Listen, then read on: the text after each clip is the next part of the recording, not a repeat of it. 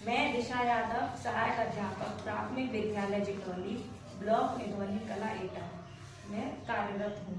हमारा आज का विषय है अंकुरण की प्रक्रिया, मतलब बीजों से पौधा बनने तक की प्रक्रिया। आज हम बच्चों को बीज से इस चार्ट, इस PLM के माध्यम से बीज से पौधा बनने तक की प्रक्रिया को समझाएंगे। किसी भी पौधा बनने के लिए सबसे जरूरी होता है उसका बीज होना।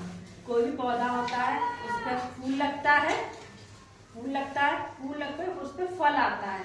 वो फल के अंदर जो बीज होता है, उसका जो बीज होता है वो हम गीली या नमी मिट्टी में डालते हैं। ठीक है, तो जब हम गीली नमी मिट्टी में, अगर सूखी मिट्टी में डालेंगे तो वो पौधा नहीं बन पाएगा। उसको गीली और नमी मिट्टी में डालना है, जिससे बीज से पौधा बनता है। ठीक है, तो आज का हमारा ये टॉपिक है बीज से पौधा कैसे बनता है।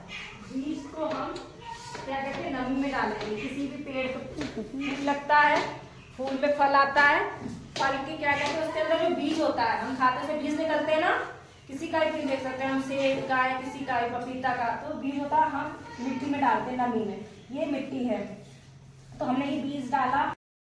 बीज को जो अनुकूल वातावरण मिलता है, मतलब नमी, पानी, धूप, जो भी उसकी जरूरत होती है ताकि तब वो क्या करते हैं, उससे बीज से थोड़ा सा पौधा अंकुरित होता है। ठीक है, तो ये बीज से अंकुरित हुआ है, ये थोड़ा सा अंकुरित हुआ, फिर ये थोड़ा सा बढ़ा है स्टेप बाय स्टेप। इसमें हम हल्का हल्का पानी डालते हैं, इससे सूरज की रोशनी भी मिल रही है। ठीक है, मिट्टी नमी भी है, तो फिर ये धीरे धीरे इससे जड़ें निकलने लगती हैं। बीज जमीन के अंदर ही रहता है ये, और इससे जड़ें निकलती हैं, जड़ें नीचे निकल लेती हैं, और एक दो हल्की सी, तुम लोग देखोगे कोई नया पौधा निकलता है, बहुत छोटी छोटी हल्की सी मुलायम सी पत्तियां निकलती हैं ना, तुम लोग देखते हो, जैसे टमाटर का किसी का भी पौधा होता है, तो वो हल्की छोटी छोटी पत्तियां, तो ये वही पत्तियां निकल रही हैं। फिर वो जड़ नीचे जमीन में और फैलने लगती है, फिर वो पौधा थोड़ा सा ऊपर और बढ़ने लगता है। जैसे ये बढ़ रहा है, 2-4 पत्तियां और आ गई इसमें। अगर इसको पूरे टाइम तक अनुकूल और अच्छा वातावरण मिलता है तो पौधा बहुत अच्छे से बढ़ता है, क्योंकि पौधे को भी हम लोगों की तरह, पौधे को खाना भोजन सब चीज चाहिए ना, तो उसको क्या चाहिए, पानी की जरूरत होती है, सूरज की रोशनी की जरूरत होती है। ठीक है,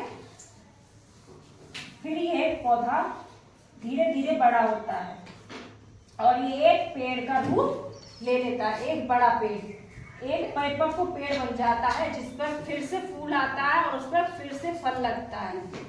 इस तरह से बीज से लेकर एक परिपक्व पौधा बनने तक की प्रक्रिया को कहते हैं अंकुरण की प्रक्रिया।